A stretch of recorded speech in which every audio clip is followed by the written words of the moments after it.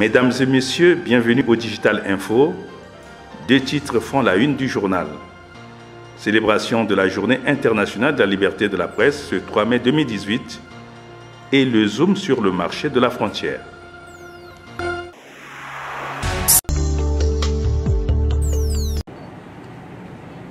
La face A, vous avez la photo, vous avez d'abord la République du Congo, le drapeau à droite. Médias, justice et état de droit, les contrepoids du pouvoir, thème de l'édition 2018 de la Journée mondiale de la liberté de la presse. Cette journée est l'occasion tout indiquée de célébrer les principes fondamentaux de la liberté de la presse à travers le monde entier.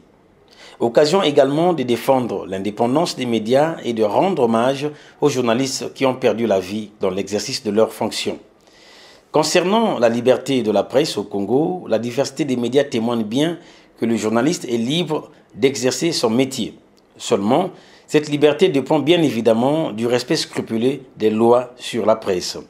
La charte des professionnels de l'information et de la communication est bien entendu la charpente de ces lois tirées des États généraux de la liberté de l'information et de la communication.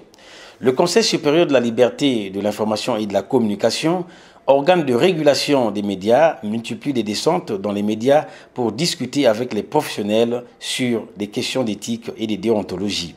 À travers cette journée, la presse congolaise s'est réjouie de la volonté ferme du Conseil supérieur de la liberté et de communication de produire les cartes d'identité professionnelle aux journalistes qui le méritent.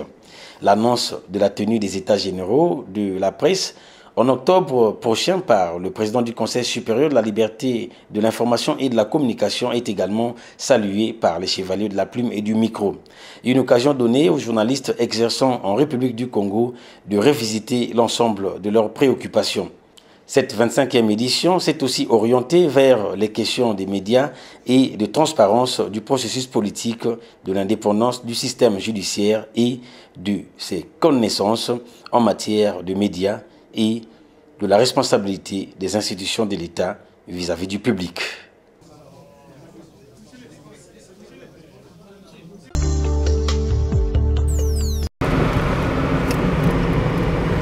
Aux abords de la route nationale numéro 1, à 50 km de Pointe-Noire, après Malélé est situé le village d'Oumanga, à l'intérieur de sa périphérie de 4 cellules de quartier Komi, Kai, Komi Carrière et Filinkondi.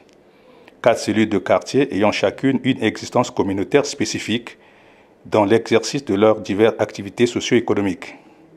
Remarquable par la densité de sa population, la cellule du quartier Filinkondi est située à 65 km de Pointe-Noire et est administrée par le village d'Oumanga.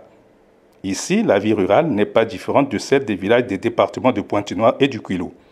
Notre rédaction a axé sa curiosité sur le quotidien des habitants de cette Iterlande, pour toucher du doigt les réalités de cette cellule du quartier Filinkondi.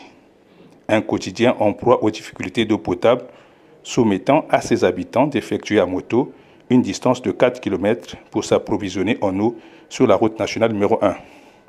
S'ajoute à ce calvaire de pénurie d'eau à Filinkondi l'inexistence d'un point de santé pour assurer les premiers soins d'urgence à ces populations abandonnées aux maladies diverses.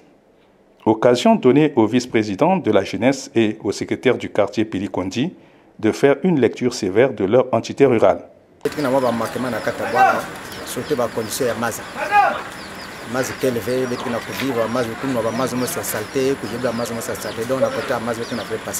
Nous subissons les difficultés d'eau, de soins d'urgence et de scolarité de nos enfants. Tous les panneaux solaires ont été volés par les inciviques et personne ne vient réparer. Les autorités nous ont abandonnés devant ce calvaire. L'on se débrouille au quotidien pour faire l'essentiel.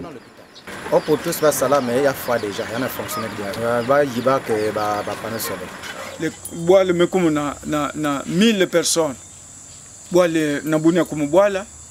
En plus, l'école est élevée, l'hôpital est élevé. Donc, les forages aménagés n'ont pas atteint la nappe phréatique, si bien que l'on assiste à une pénurie d'eau. Il faut parcourir près de 4 km à moto pour s'approvisionner en eau potable. Nos difficultés s'accumulent au jour le jour.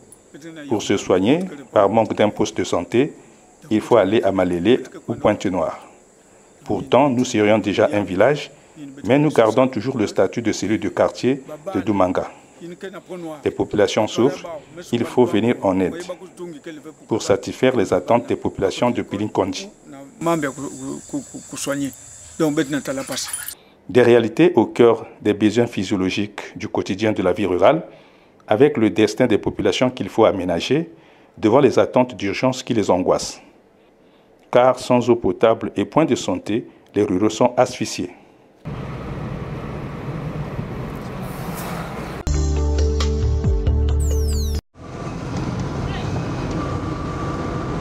À 500 mètres de la rivière Louémé est installé le marché dit de la frontière, une plateforme socio-économique qui draine en week-end des passants en partance à la communauté urbaine de Tiambanzassi et des touristes venus de Pointe-Noire.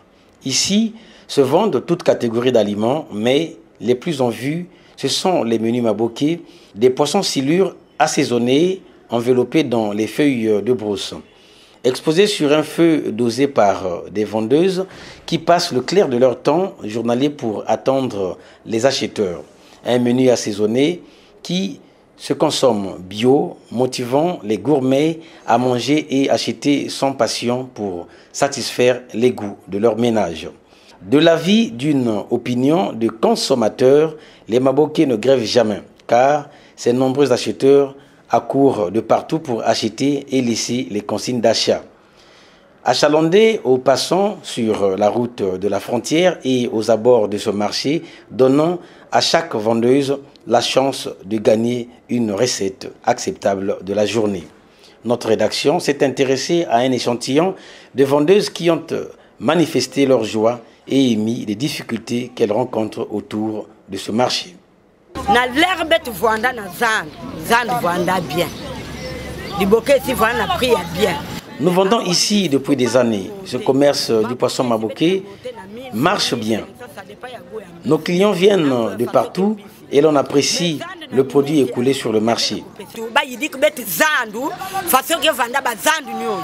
Notre difficulté majeure, c'est que l'on aménage les structures de ce marché parce qu'en période de pluie, nous souffrons et les clients ne viennent pas.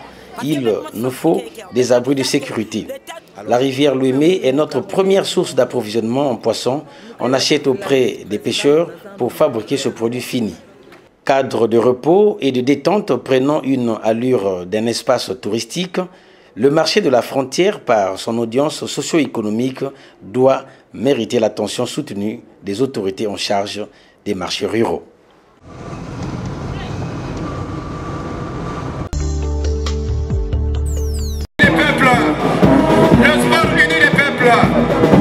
Le siège de la préfecture de Pointe-Noire a été le cadre de rencontres festives réservées aux travailleurs des groupements d'entreprises et aux centrales syndicales de donner un éclat au 1er mai 2018.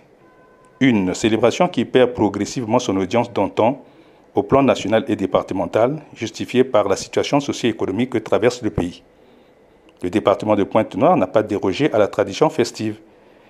Ses autorités ont pris des initiatives d'honneur pour fêter cette journée de la fête internationale des travailleurs, par un défilé d'apparat qui s'est déroulé sur l'avenue principale de la préfecture, devant les officiels de la ville, rehaussé par la présence du représentant du préfet.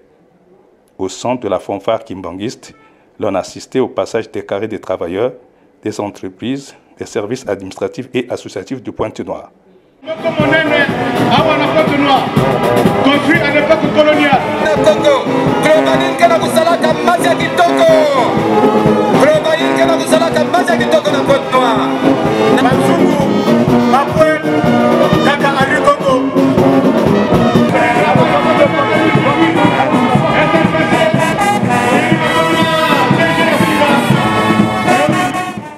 Laissant une ambiance particulière de nostalgie, collant à la peau du citoyen, suggérant la relance des moments de liesse de la fête du 1er mai des années 70 et 80.